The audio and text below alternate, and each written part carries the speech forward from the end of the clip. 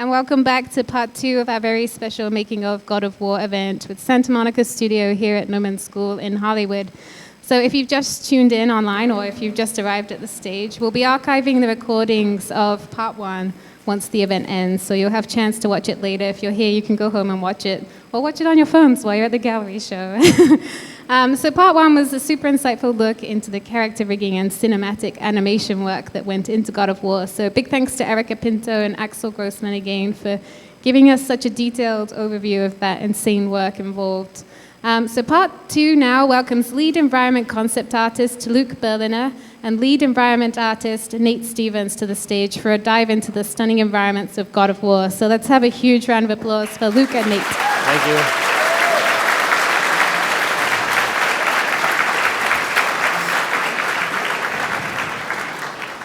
So just another quick reminder, we'll take another break at 6:15, so our final guests, lead character artist Raphael Grassetti and lead character concept artist Della Longfish, can take their seats on the stage for the finale of our event, which will be a look at the characters of God of War. So definitely stick around. We still have lots to show you, and again, we'll ask that you remain in your seats during the next intermission so we can keep on time.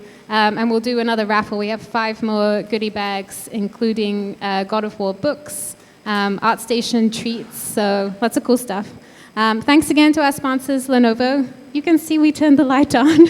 And ArtStation, and huge thanks, of course, to Santa Monica Studio for making tonight possible, especially John, who's sitting over here, who is awesome. He's helped make this whole thing possible. So, and of course, Sony PlayStation, thank you for rehosting tonight's event on the official PlayStation Twitch channel. I'm still scared. So, all right, so let's have another big round of applause for Luke and Nate, and we'll kick off part 2.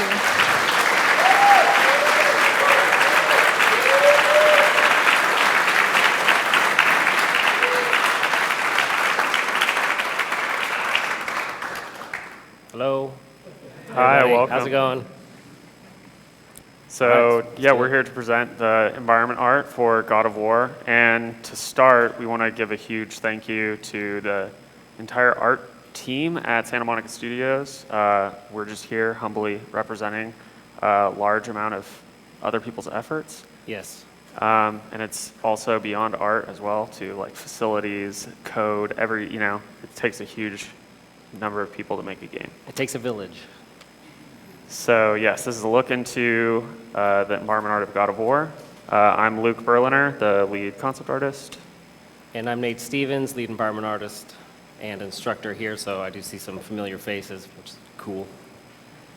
And so our talk, we're going to start a little bit with our thoughts on pre-production. We're going to talk a little bit about our process from the concept art side and the environment art side, and then also show you just some of the environments from the game. So early on, a concept artist, Jose Cabrera, did these initial paintings for our game director, Corey Barlog, trying to capture the feeling of what God of War would look like in a new mythology. This painting, along with another one, really set the tone that we were driving towards for the entire project. Immediately when we saw this, we knew this is what we should try to aim for. Obviously, things have sort of changed, but it still has that core vision.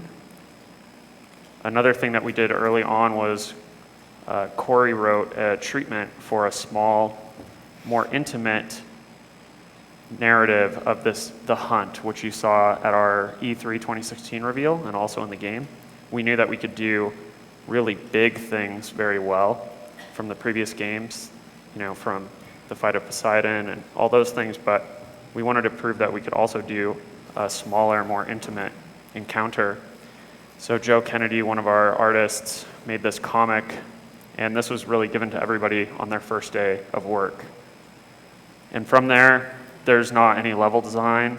There's not much that anybody has done, so we're all kind of starting at the same time.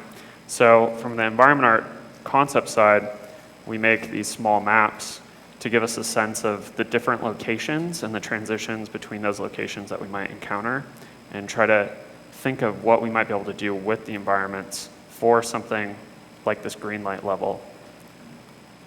So here's some of the first paintings where we knew we really wanted to go for something much more intimate, a little darker. It was much moodier at the time. The film The Revenant was just coming out, and we were all very inspired by the, I guess, holding up nature and just presenting this natural beauty. So we wanted to try to capture that, as well as weave in some more mythological elements. Temples also are a big staple in the God of War franchise. So, we are in this more natural landscape. We also wanted it to be pre-Viking, so not a lot of people around, but this history of gods and giants kind of walking the earth. So trying to show what that might look like. And then again, just trying to nail like what would a forest look like. And this particular piece was handed off to environment art to prototype with. Yeah, so in pre-production, there's a lot of questions that you have to answer, right? It's like, we still want to be God of War. What is it going to look like? Is it going to be over the top? Is it going to be dialed back?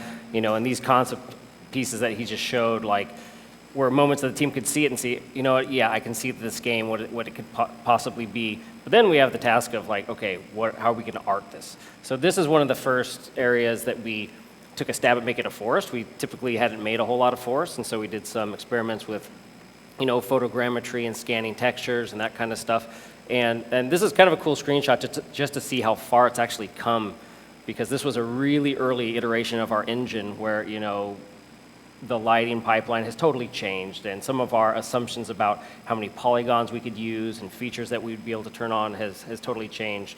But looking back at it, it sort of still had the feel. And so if you play that very first level in God of War now, this is sort of where it all started. And then also trying to play around with what architecture might look like. So for a while, there was this big drive towards playing around with more minimalism and more avant-garde shapes, trying to show something beyond just like a Viking house. So maybe something more monolithic and that the giants maybe had built, and something that could really give environment art something to sculpt and play around with lighting and do an interior. And so yeah, based on that concept art, we asked the question. Well, in fact, our game director told us at the time, I don't want this game to be Vikings, the TV show. And in the Norse mythology, there's all kinds of realms and gods and just the excuse to do really cool stuff. So one of the initial ideas in this piece particular was, what if we took some science fiction type shapes, almost like a sci-fi hall, and then built it out of stone? Would that give us a look that's slightly different? And that was the goal behind this piece, was just big angular pieces. It's almost in a way futuristic, but we slap real world materials on it and sculpt it up, and it gave us kind of an interesting look. This exact thing did not make it into the game, but these kind of shapes did. If you play the game, you'll notice that this theme was successful in making it to the final product. Yeah, and as Nate kind of pointed out, like, we really wanted to see like how far can we push these different areas of the game and have something still be Viking, and is it necessary for the architecture to always just have that Viking element to it? Can we just play around with just that pitched roof feeling and different things like that? So just trying to see, where it would break or if it would work. Yeah, what is our Viking? What is, Sony Santa Monica Norse mythology going to look like? Yes. So yeah, another take on that, trying an exterior this time. So looking a lot at some of the Viking staves and playing around with this idea of maybe a maze being in the area. Also very inspired by the landscapes of Iceland and trying to show maybe an area that has this larger expanse. And again, playing around with that monolithic, large structures that maybe could be beacons in the distance.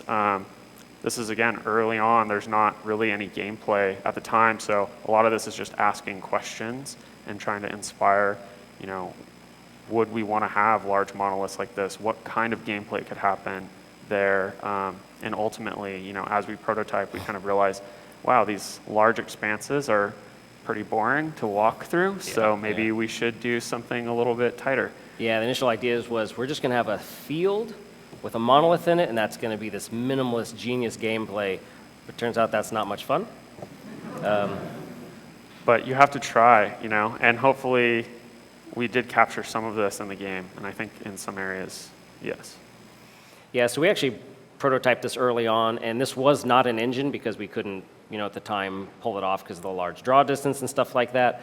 So we built this in Maya and actually rendered it in Arnold just as a proof of concept. And a lot of these shapes actually made it into the game. Some of this geo was able to morph a few times and actually make it in. So we try not to waste work wherever possible. Right, so I'm guessing there's a fair amount of 3D artists here. Our studio works in a couple ways that are pretty unique that might be interesting to you. First off, we sculpt everything. There's nothing against photogrammetry or scanning. We've tried those things, and we're actually looking in the future to do more of that kind of stuff. But we found if we just followed a very simple workflow where if you want to make it, you build it, you sculpt it. Everything is millions of polygons baked down, and if everyone follows that workflow, it ends up looking pretty consistent. So we're a huge ZBrush studio. I mean, it wouldn't be an exaggeration to say that 90+% of every asset we made was in ZBrush for quite some time. In the previous presentations, you guys might have noticed that a lot of things were happening in Maya. That is because we do not have a game editor. We build the whole game in Maya, and Maya connects to the PlayStation, and they seamlessly work together as much as possible. So we build, assemble. It's very nice. It's good for the artist because you have all the Maya tools, plus all the Maya layout tools, plus external scripting abilities, and it's been this way all the way from God of War 1. In fact, that we use Maya to build the game instead of a traditional game editor. And all of our material and lighting systems are proprietary. They're all written to do just what we want it to do, no more, no less, so that it's streamlined and hits the visual bar that we're after. And again, another example of just a typical modular world-building type asset that was in ZBrush for a day or two. We tried to bring things to 100% in ZBrush, and then in the next slide, bake it down. You may notice, and this is the first time I'll bring it up, a lot of our assets, we also have sort of an art direction where they're very low contrast. We want the sculpting and the normal map to be hit by the lighting and that to be the read of the game. So a lot of our material work is very low contrast, low noise, just so you can see those nice shapes. And then finally, here's how it looks for the average environment artist. This is an area that was built by one of our guys, Dan McKim, who built the whole first area of the game by himself. And this is what he sees. So he works in Maya, and he can build, assemble, and then we actually come in afterwards, and we put the lighting in Maya, and it connects seamlessly to the PlayStation. It's very cool. Yeah, so this is what it would look like built, at the final stage of the game. Yeah. So in essence, we have Maya on one screen, and then this on a TV, and as you work in Maya, you see it happening right there.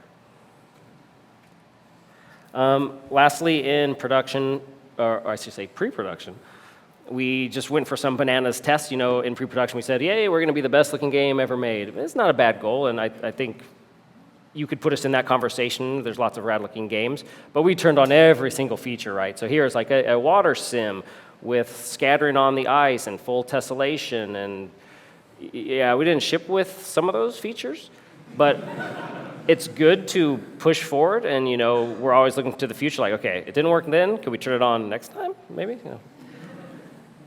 And then here's a couple. The next two slides are just examples of some pre-production assets where we just said, okay, let's just try to hit the bar for some assets. So rocks is something we take very seriously, which we'll go over a little bit later.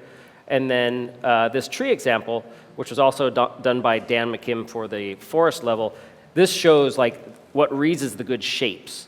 It's not overly noisy, and that's sort of our visual target that we shoot for is readability.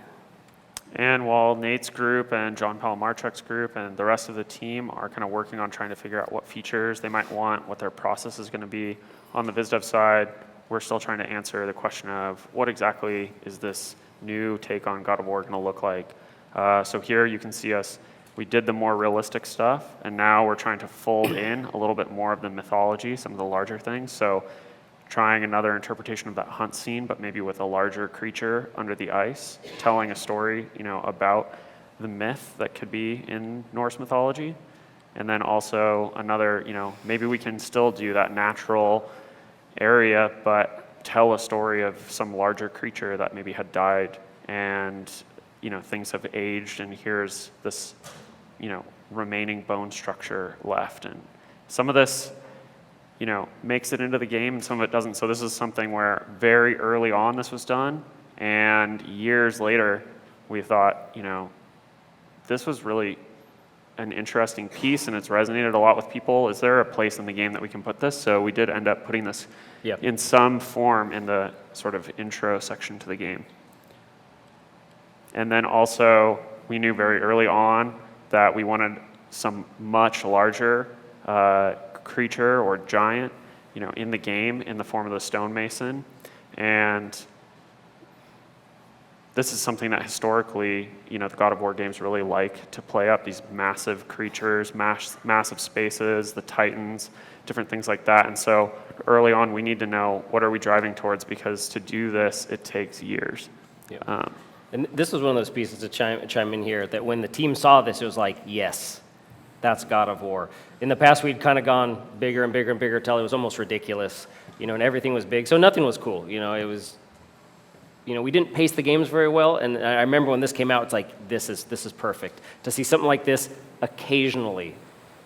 Yeah, and I think as we were working in pre-production, we kind of held a lot of this stuff back with the intention of, let's do this deer hunt. Let's do a small, more intimate fight scene, and let's really nail these smaller, more intimate moments, which I think paid off major dividends in the game, because it's really touched an emotional core with people. The storytelling is very strong, and we knew already from the previous games that we can do these big moments and we can do them well, and they are very hard to do, but we have a track record there. So also one of the things that we did was we decided that Iceland was going to be a big inspiration for the game, so we went there, and here you can see a few people cosplaying as Death Stranding characters. So they got the idea from us. Yeah.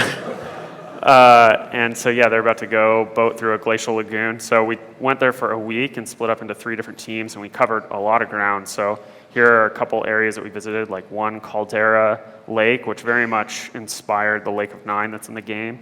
I got sent into a lot of caves and underground. And so we went to a lot of lava tubes, which were amazing, and photographs of stuff like that. It's very hard to find reference for, and so I think those played into some of the environments, as well as some of the sulfuric areas and more geothermal things, and then also just seeing the large variety of moss and different kinds of greens and things that they have there really kind of were constantly on our mind for the remainder of the game. And the other thing that we do is we looked a lot at the artifacts and different cultural items, and went to the Natural History Museum and went to different recreations of Viking longhouses or sod houses, and really just tried to immerse ourselves in what was kind of being made back there, what was the craftsmanship at the time, because there's not as much remnants or architectural remnants from that time period as there was coming from the Greek mythology. So there was this big question of, okay, if we're going to build these massive temples, what are we going to be inspired by? So looking at some of the smaller, more architectural spaces or recreations, and then also looking at these artifacts really inspired us. And the other thing that we were very passionate about, and Corey was very passionate about early on, was telling stories. So everything needs to tell a story. The larger narrative, he wanted the environment to tell stories, and he also wanted to pepper in mythology from the Viking myth, as well as our interpretation of that mythology. And so you can see it all through the game, from the triptychs to murals to the rune reeds. And then also even just the larger creatures, like the Jorgamander or World Serpent. So bringing all of those elements together, we really needed to figure out what is our art direction. And we all kind of knew what we were driving for, but we didn't have a common language to talk about. So we came up all together with this term, mythical realism. And mythical realism is a combination of Norse fantasy or mythology, historical detail, and this pre-digital color, which is influenced by 80s classic fantasy movies like The Dark Crystal or The Never-Ending Story. So in order for something to be successful in our game, it needed to have an element or a proportion of all 3 of those pillars. Yeah, and this gave us, there's a point in production where a lot of people ask us, like the code department, what's the art direction for the game? Because we're building tools that are based in reality. And so this really helped kind of get everyone on the same path of, yeah, the game is realistic, but we're not chasing photorealism. It's mythic realism. That gives us the ability to, if in a scene we want to put a bunch of lights around and that's not realistic, but it looks cool, okay, great. And like Luke said, this pre-digital color was very key. Corey is very fond of some of the old 80s movies, as are, a lot of us. So look at how, the initial Conan movie was color graded. That is what we tried to match more than a typical, let's say, a newer movie, which they look very digital, overly saturated, a little bit fake, a little bit commercial. Personally, I think that look is rad too, but we went for the older type look. So if you look at the game, hopefully that came through, that we went for a more classic film type look. Yeah, and I think even that comes down to the asset creation. So because we're sculpting everything by hand, that kind of plays into like the stage builds that they used to do. So they, in the Princess Bride or something like that, they might have built actually a swamp on a stage, and you can light that much differently than you can light an actual forest. Yeah, so. Excellent point. In the day of everything being CG, you can sort of overly concept everything. The old movies, they didn't have that. They actually had to make it so things were more realistic in a way, and so that was a big part of the art direction too, is not to over-design something, make it look, something that is actually possible. So with this new art direction terminology and points of critique, we really tried to bring this into our E3 2016 reveal. And from this point, this really proved that out for us, and it also gave every artist on the team and everybody lens to critique work through. So it was really easy to explain to somebody, why something might be too far in one camp or missing part of that art direction pillar. So now we're going to talk about going into some of the other realms. There's 9 realms in Norse mythology, and there's not a lot of interpretations of them, really, or examples of visual interpretations of them in popular culture. We all know who Thor is, who Odin is, but places like Alfheim and things like that are a little bit lesser known. So starting out on the VizDev side, we really just knew that there's this singular light source, and so we do a lot of different high-vis paintings, just playing around with what this area might look like, what could the color palette be, what would the architecture or nature look like. And pretty early on, knowing that we have this singular light source on this lake, we thought, what would it look like if a forest had been growing for quite a while towards this singular light source? Maybe all of the plants, all the flowers, all the trees would be growing in one direction, radially around this area. And so we continue to refine this idea and just really try to push, like, how could that happen? And then here you can see the sort of final result in the game. Yeah, so it's a little bit different than the concept. This concept was approved maybe 2 years from the time we actually completed the level. And Eric Jacobson, one of our senior guys who built this level, things just sort of take a natural progression. But if you go back and forth between the screenshots, the narrative that Luke was talking about is there. The tree is growing towards the light. That's the same light source, just for context, that in the previous presentation Erica was showing, where Kratos is pushing himself in the light. Spoiler alert. That's that light that you can see off to the left right there. Yeah. But yeah, our goal always is, when we have to interpret the concept, is to keep the feel. If not match it, 100%, sometimes that's not possible. Just, keep the feel and keep the story present. And that story of these places and of things like that, really were important to Corey. And so, it would be quite hard to get anything approved unless you actually brought some greater context into it, which is something that I think our department in VizDev really takes seriously. So we also needed to design a temple, and this was the first real standalone temple that we designed for the game. So this is just a small section of early sketches. So we knew that it was going to be sitting on this lake of souls, and that the dark elves and the light elves have been sort of warring over this light source, over this temple for quite a while.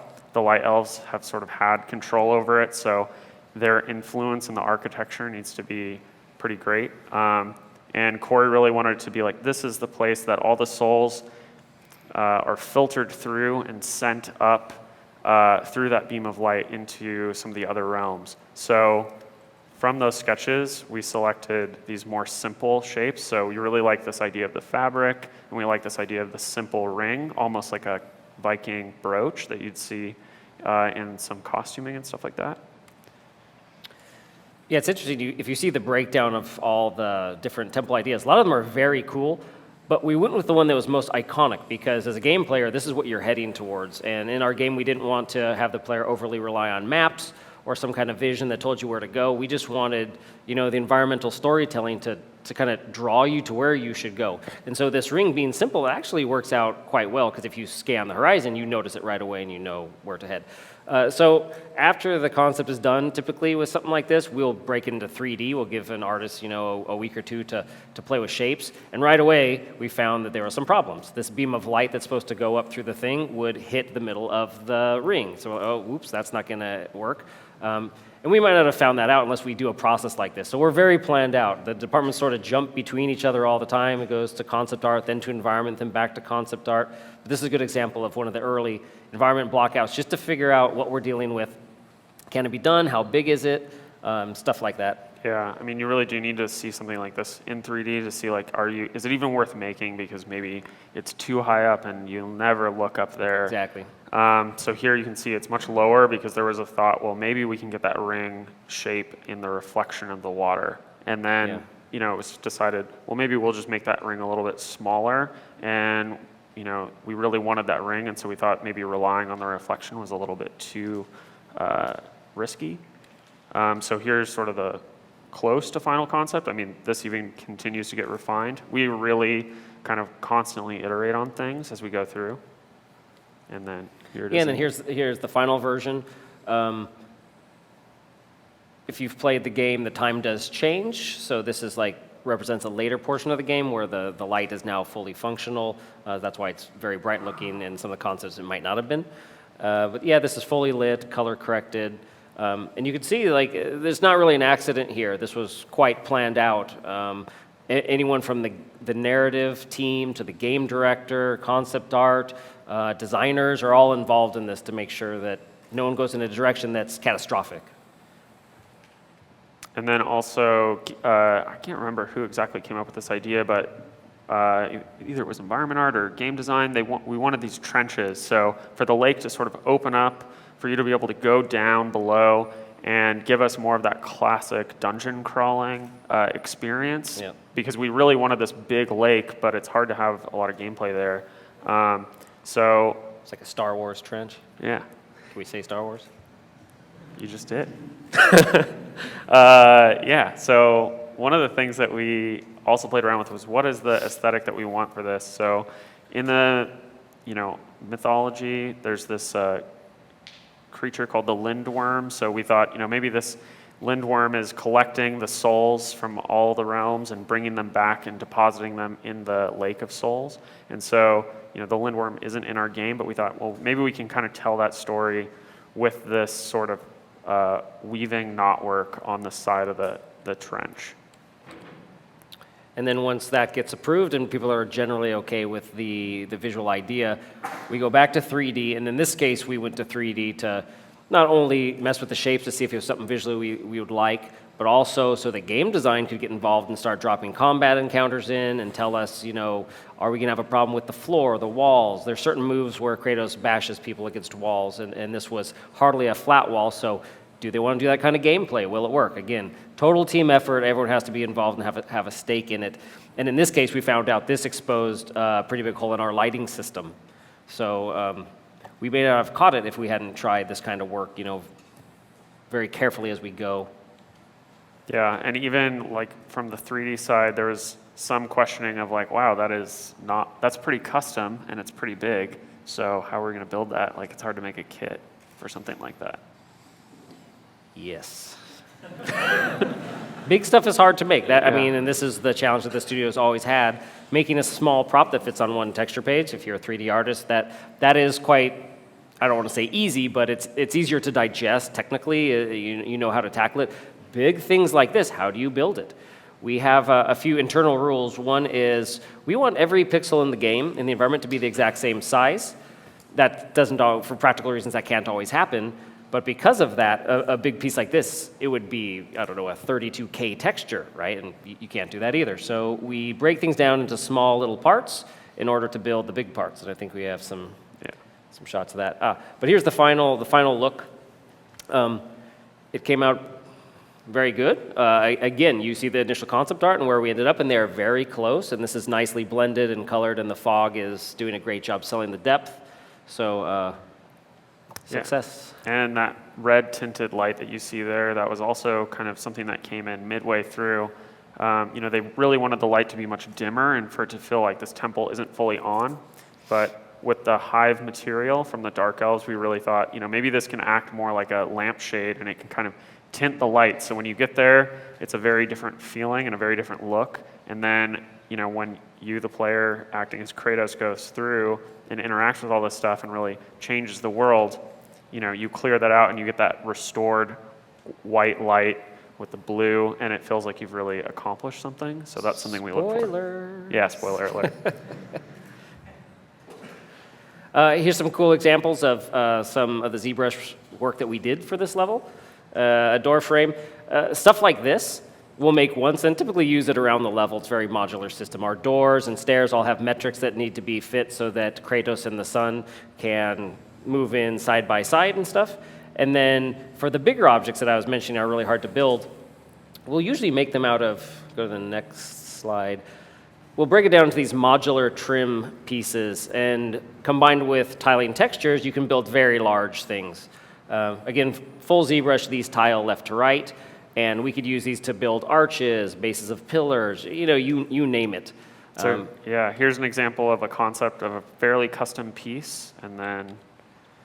Right, so if you see the spinning parts in the middle, that's done with these modular strips that we build. And then we fill in the blanks with tiling textures, and then, of course, some custom work, too.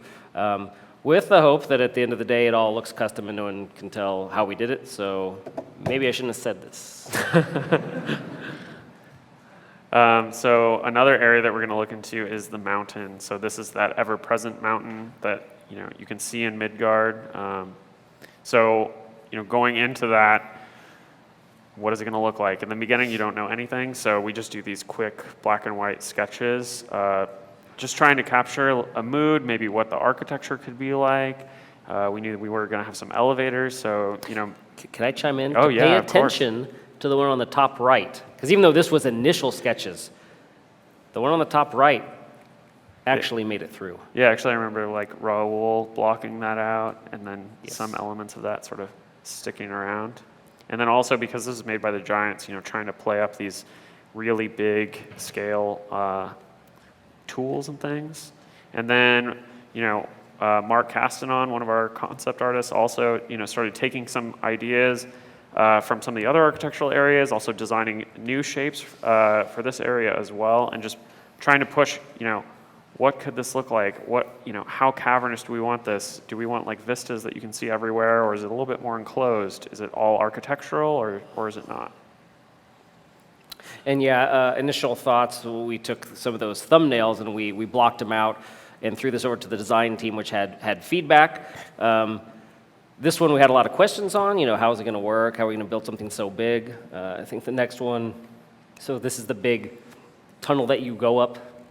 Yeah, and we really need these kind of simple blockouts before anybody really invests any major time into it to see can you see anything? Is it worth the payoff? Is it even enjoyable to ride up these elevators? If you guys went straight to art, it's really hard to move that around to make that fun. So yeah, the times we go straight to art, we usually get burned. Yeah. We haven't thought of something, we haven't checked enough boxes. And in today's, game development age where it takes 3 to 5 years to make a game, you can't avoid a misstep where you go too far in one direction and then have to turn it back. So taking some of the successes from the blockout that you guys have done, Mark went forward and really started to dive into the specifics of the architecture, really trying to design a variety of modular pieces that could be put together. Just trying to drive down to very specific. So this would be some examples of, the detail that we might put into some of the assets for you guys to make. Can you go back to that one? Because we love this. Environment art loves this kind of blueprint work, because not that we can't design stuff too, but it just takes a long time to design things in 3D, and we get a drawing like this that's super rad, super clear. I remember when we got this, we're like, oh, rad. An artist can just go make art, and we can spend our time doing what we should be doing, which is sculpting in ZBrush and not material work. Just interpreting our brush strokes. Right, not interpreting the Yeah. It looks great, though. Yeah, so then also we'll be doing these more moody kind of pieces of what could it look like all together? Is it more architectural? And then one of the other things that we saw when we were in Iceland, we got lowered into a non-active volcano, and we saw, hey, it's quite colorful in there. Maybe we could try to bring that into this. And we thought, it kind of looks weird, just like we thought it was crazy and not at all what we imagined when we were down there. Yeah, it must have been nice to go to Iceland, right? Hey, It was for research. It was very important. Yeah, and then another area where this would be over a block out that one of the 3D artists had done, and so then just taking it further. Yeah, so those shapes got further refined. We went back to 3D again. This is something that we call an art sheet. So this is when a layout is actually approved from the design department. We take it and we just do a really nice modeling pass just to sell everyone on the shapes before we get into sculpting, ZBrush, lighting, texturing, whatever. We do this and then we hand it back to the designers and say, okay, you handed us a layout.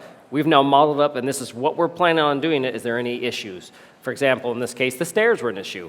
Fighting, doing sync moves on stairs is hard to do, and so we actually ended up with less stairs in this area.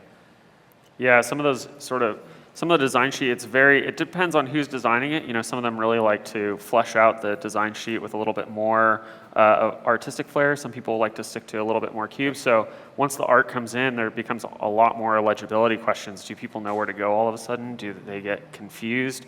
Things might look like a door that, aren't a door. That happens sometimes, so. Happens all the time. Yeah, or like, oh, I can go over there. Oh, no, you can't. I want to go up there. Yeah. We made it look like a place to go. And all of a sudden, it's like, oh man, that game's not very fun. So these are all the things that we have to kind of deal with on the art side. And then the sculpting. These are sculpts that were done by Raul Aparicio, one of our environment artists.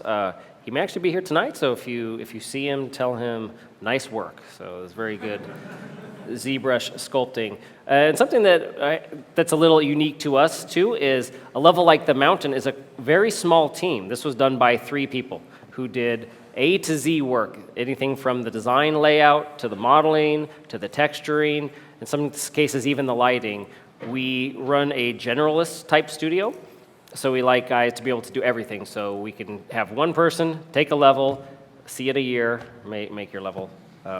And we find that gives people ownership. They have the time to spend to do something like this because they have an overall schedule and they can slot it in. It adds ownership and the quality is very good. So yeah, ZBrush, like I said, ZBrush. And then rocks. So I ask this question all the time. I do teach a class here and I say, hey, what's the hardest thing to make? And I hear sci-fi hall, real world New York, underwater, all that kind of stuff. This is just my opinion, but the hardest thing to make, I believe, is rocks. If they're done wrong, you can sort of tell. So we actually spend kind of a crazy amount of time doing rocks. The rock set for this whole mountain area, we had guys spend months doing it. It's not months wasting time, it's months sculpting, trying things, baking it down. Does it read? Can I assemble it into larger shapes? It's very planned out so that we build a level out of the fewest amount of parts as possible, but it looks, custom. Yeah, and I think where people can kind of go wrong is they can just think of something like a rock, but they kind of need to think of an asset like this a little bit more like a face where there's different areas of interest, there's a focal point, you really have to kind of play around with that. Yeah, really well said. That's the mentality you need to have with something like this. It's not just a rock. Yeah. It's beautiful.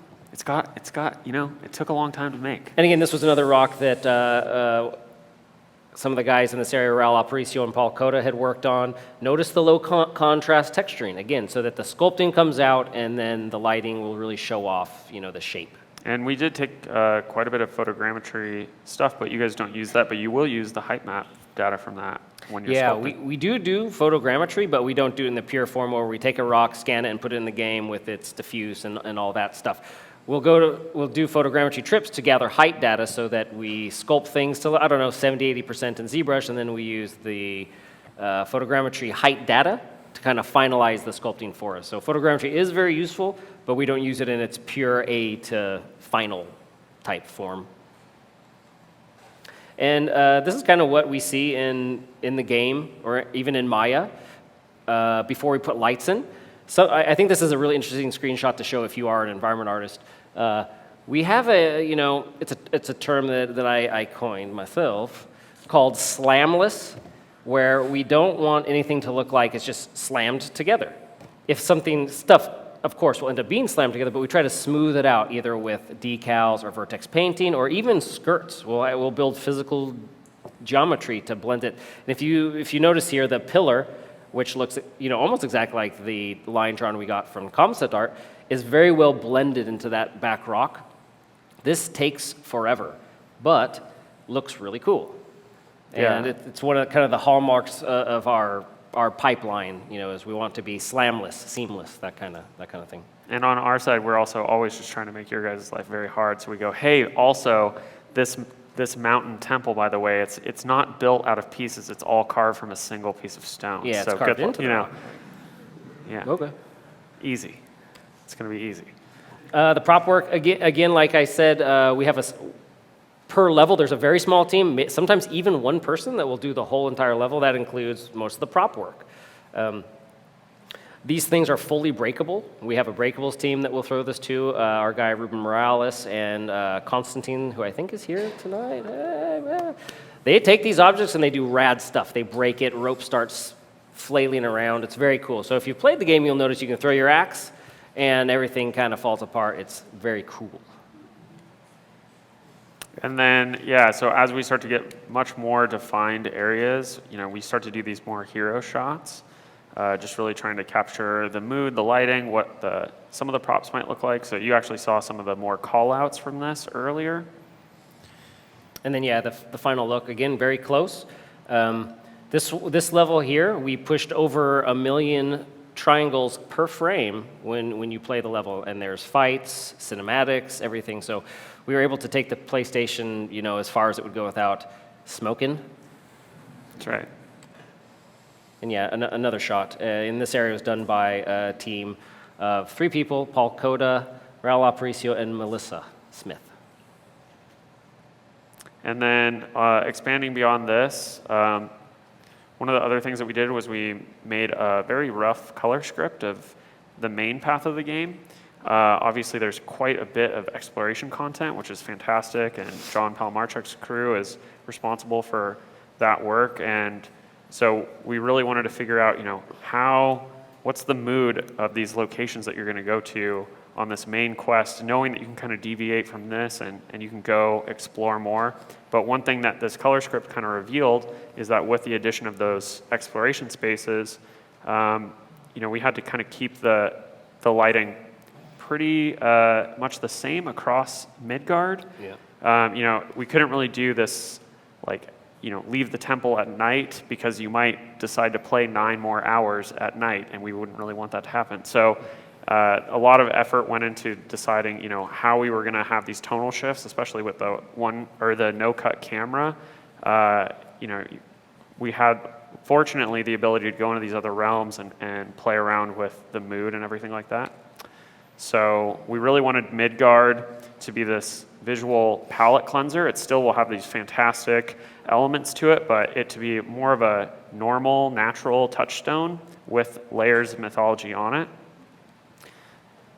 And so here's an example of the final in-game. So this, again, a lot of collaboration between environment art, character art, tech art, everybody really. And then also the temple. So again, looking at a lot of artifacts and things like that. And this was supposed to be for the god Tyr, who in Norse mythology is sort of the Nordic god of war, similar to Kratos. But Corey really wanted to tell the story of Tyr, that he was quite flashy, and so literally had put an image of himself on the top of his temple with his warriors sort of marching down the side, allowing him to sort of go into all the different realms, and also to tell the story of it being flooded.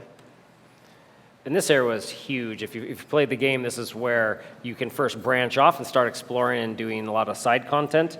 And this was a giant level with a huge amount of real estate on the sides, water levels, a giant snake, and a big gold temple in the middle. So this was the one that the PlayStation was not too happy with, but we had to build this in a very smart way where we used a lot of tiling textures, trim pieces, and just sporadic like the snake head and the statue of Tyr, that stuff's more custom, but we kind of had to space that out more just so we'd fit on the disc and the level would run some kind of decent frame rate. Yeah, and from the concept side, the pitch really was make the most fantastic looking thing you can with the most primitive shapes ever, because we can't have this crazy stuff. So really trying to put the most custom areas into the statue, into the trims and other things like that, because the amount of content that you guys put in there and John's group put in there is just insane. Yeah. So, yeah. Yeah. And then also statues, God of War is pretty famous for these large set pieces everywhere. And in the Greek God of War, everything was very spot on proportion-wise and much more realistic, but we really wanted to try to bring a lot more of that kind of folk art or more primitive kind of quality into it and really bring the character that we'd seen in a lot of the carvings and things like that. And so we went for something a little bit more faceted. So not having like the classical Michelangelo Yeah. shape thing that we'd had in previous God of War, something more angular, and Yeah, I think it turned out good. Yeah. And then, Tyr's temple is sort of a, we have this thing that we call environmental storytelling. If you run around this room and kind of pay attention, you'll see objects from all over the world. There's Egyptian objects in here, some Greek objects in here, because, our take on Tyr is that he traveled the world, kind of collected these things. So if you just kind of run through the room, it's a pretty looking room, but if you stop and smell the roses, there's some really cool bits in here. Also, you can take your axe and throw it at all these piles and they fly all over the place, and then the slides down. It's really cool. All of this work for a level that you're in 2 minutes, maybe? And then, this is one of, I think, our cooler art direction things that we all came up with was the inside of this temple. Originally, our game director said, yes, let's have a giant gold, fantastic temple. And then that's been done before. We've done that before on previous games. But somewhere in all our conversations, we came up with this good idea to run the world tree roots through the architecture of this temple. So if you see the floor there's these channels where these root forms are actually part of the building blocks. It's not overgrown, they were carefully guided. So this tree is indeed part of the temple. If you run out and look, it's like whoever designed this very carefully, the great gardener, was able to, That's right. graft this stuff together. And to me, this is like a look that I don't think any other game had really done. It's like, yay, we did something kind of new. High five. Yeah, and it kind of also ties into that story of, the world tree is tied to all the realms. This is sort of a mechanism that Tyr built to reach them. And so and this is where you travel to the different realms. So the world tree is actually here, part of the temple. It's this living, breathing thing. Just a cool little narrative story.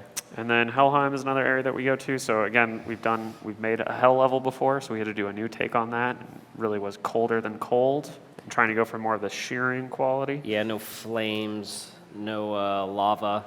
Not that we are not going to have that in other places, but our version of hell here was we wanted something kind of nightmarish. Early on we looked at kind of some of the Wayne Barlow looking things, that's very cool. But we together figured out this kind of sheared look where, they built it, and it's been sliced, and then everything's sort of in just this way that doesn't make sense. It's not very real, and that was like the guiding art direction pillar for this environment. Yeah. And I think it'd be cool to toggle between these two to see, this had a much more moody quality at first, but for practical reasons, we had to brighten it up a bit. We get feedback from combat that the shadows are too dark, we can't see the character, stuff like that. So, and a lot of times we have to make practical decisions to lighting and final coloring so that it actually plays like a good game and doesn't just look good.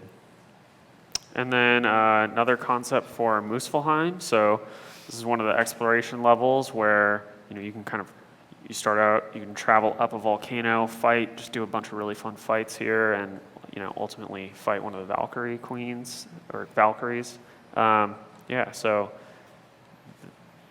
then also the sort of Jotunheim. So this area where the giants have been fleeing to. So trying to really tell that story in the environment with a lot of sculpture, really tell the story of them being master stonemasons. Yeah, this was the one that everyone worked on a lot in the concept art meetings, was telling a story. So if you're playing the game with volume down, this will explain to you what has happened to the giants, what they're doing, and if you walk around and look, you can tell they're fleeing, they're going somewhere, something terrible has happened. Not to spoil the end, there's a reveal of what has happened. But yeah, environmental storytelling. It's a cool new buzzword. And the final look, and this was a cool collaboration. A lot of this level actually went to outsource, and we brought it back in and polished it up, as well as the character art department provided the sculpts, and the lighting department finalized the lighting and coloring. And this is a great example of kind of all of us tying it together for a very important narrative level at the end of the game. And that pretty much concludes what we brought in today, but we are Thank you. open for questions.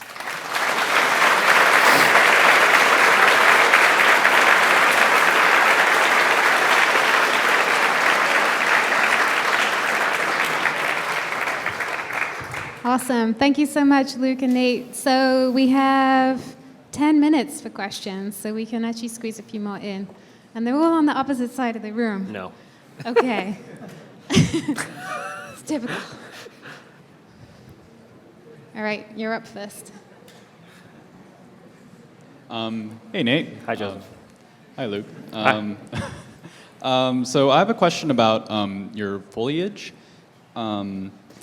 So obviously for stuff in Midgard, which is basically pre-Viking Earth, I would imagine you guys were looking at plants native to Iceland. But for plants in, say, Alfheim or more alien locations, what was your process of creating the plants? Were you looking at reference totally alien, or were you guys trying to match specific species or try for something more general that could be used all over the place? Those ideas usually start with these guys, in the initial broad concept pieces, they'll take a stab at that. And there was some back and forth. One of the artists had done some vines, and we said, oh, that looks kind of cool. But usually that will come from either a narrative story type thing or some drawings that they do. And your comment that, yeah, we based plants on Viking era stuff, you would think we would do that, but we didn't do that. The first area we made it actually didn't look Viking at all. It looked like the Santa Monica Mountains because we didn't do our homework. We corrected it though. Yeah, we corrected it. So we switched it over to the Scots pines, but I think for Alfheim, we could take a little bit more liberties. We still looked at a lot of the native foliage and fauna in like Iceland and areas like that, and Eric Jacobson and some of the other artists there, we just kind of had a conversation and sort of refined things. So yeah, it's pretty It's all good taste. Like if we put a palm tree in, it'd probably be totally dumb. It wouldn't be Norse. Right. Yeah, I don't know if we've answered your question, but Like you guys weren't like, has to be, like you sit down the model, it has to be this species, has to be this phenotype, has to be. I think in Midgard it has to be a little bit closer to that, but the other realms, there's a lot more creative license that we can take. Thanks. Yep.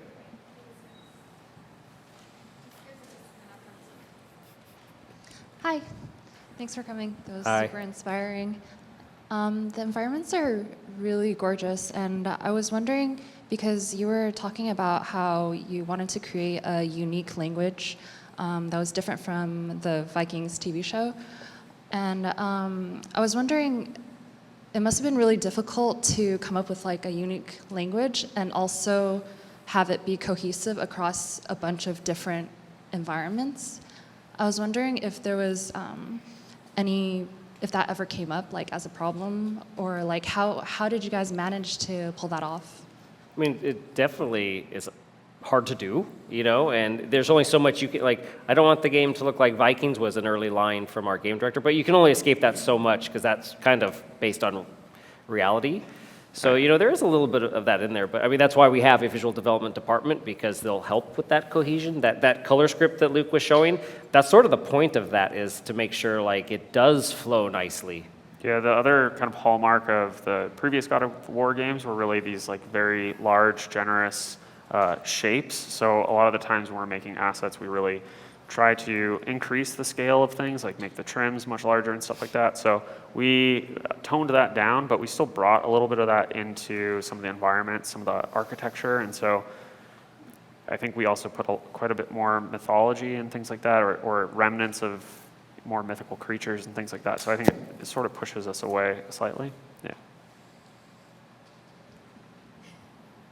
Thank you. So first, front row here. Could you talk a little about the lighting tech in this iteration of God of War, and maybe like how it might distinguish itself from another game engine, and as in the environment pipeline also, like, I guess what advantages did it have for you and what limitations did it have? Or So, As an good environment. question. That's hard to sum up in like 30 seconds because I would say at least half of our technical efforts were geared towards lighting, with materials being like a close second. We have a very dynamic system. We don't do a whole lot of baking. The only thing that we hit a button and wait for a result is the GI volume. But that takes a matter of minutes. Everything else is live. So we can have, for example, up to 12 shadow casting lights on at any time. It's a very powerful system, but it uses up the majority of our resources. For example, a level might use roughly, the polygons and textures. Materials take up a fourth of the budget. The rest ends up being lighting in a lot of cases. So, we put our money there. And I think we have a very cool system. We have a lot of, there's not a feature we don't have, but what we've learned is you can't turn them all on at the same time. So we have screen space reflections, and we have screen space shadows, a very nice GI system, like I was saying, cube map reflections. Like we have it all. It's just a matter of how much can we turn on. And with that volumetric fog too, Yes. You can see if you just put a light anywhere. So especially with the free look camera, there definitely are some limitations on where you can fake a light or something like that. So Yeah, we've in the past we would light the games like a stage. It wasn't real at all because we had a fixed camera. It still is somewhat like that. It's not totally real. We'll put light stacks in Kratos and combat scenarios and stuff like that. But since you can spin around 360, you can be exposed. And like he was saying, we have this really cool volumetric fog system, which costs quite a bit. But if you plop a light up in the sky and it's not real, you may see the origin point of it in the fog and stuff. So we fake quite a bit, but we're based a lot in reality. It's kind of like I said, a movie set. That's how we treat it. Thank you. And we have 3 minutes, so I'm going to choose one question. You asked one last time, Julian. Hi, I was wondering what the timelines are between the concepting team and the modeling team, between like when you do layout versus when you do your like model sheets and then your lighting passes and like final paintings, like, because I assume they happen congruently, but like what's the timeline between those? I mean, it really depends. We basically try to waterfall all of our levels from a production standpoint. So, as we're doing call outs for one level, we're doing high vis for another, but we tend on the biz dev side to assign artists to specific levels. So people usually own like 1 to 2 levels, or, they might have up to 3. So they'll be working with Nate's group, with John's group, as they're making stuff, and it's really iterative. So it also depends on how much time a level has. Like Alfheim was one of the first levels that we really dug into. So, I mean, once, constantly new tech and new things are coming along, animations are coming in. So that level, we might work on it for like 3 years. Another level we might only work on for like 6 months. Yeah, there's not a really concrete answer there, but we tried to give people the time to do the raddest amount of work possible, and Sony gives us that time. They're very supportive of our studio and how long it takes to make a game like this. Yeah. But you're saying Alfheim was a 3-year process with probably 6 months of viz dev time and 3 years of environment art time with 3 environment artists. We had a guy, Eric, Sarah Swenson, who I think is here, and Charlene. So that was 3 people for 3 years did that whole level, which was roughly 2 to 3 hours of gameplay. So that gives you the time to really polish every corner and tell a nice story and not rush it. And like a lot of, I think like Alfheim taking so long is also because it's like, the first iteration of the level design. So, not all of our system mechanics and things like that are online. So things are constantly getting added to a level like that, where a level that comes on later, there's less work that needs to be redone or redesigned or things like that. So, it's kind of like a whole team effort. So we're certainly not making art for 3 years necessarily for it, but yeah. Yeah, I mean, on this game, we spent the last 3 months just getting it to run. So when we first make a level, it may run at 20 frames per second, 20 milliseconds, something like that, and then we have to figure out how to, now we want it to look the same but still run, and that becomes a whole other side of game development that, your typical artist thinks he's spending most of his time making art. That's true for most of the project, but at the end you become sort of a level mechanic, just how are you going to get this to run?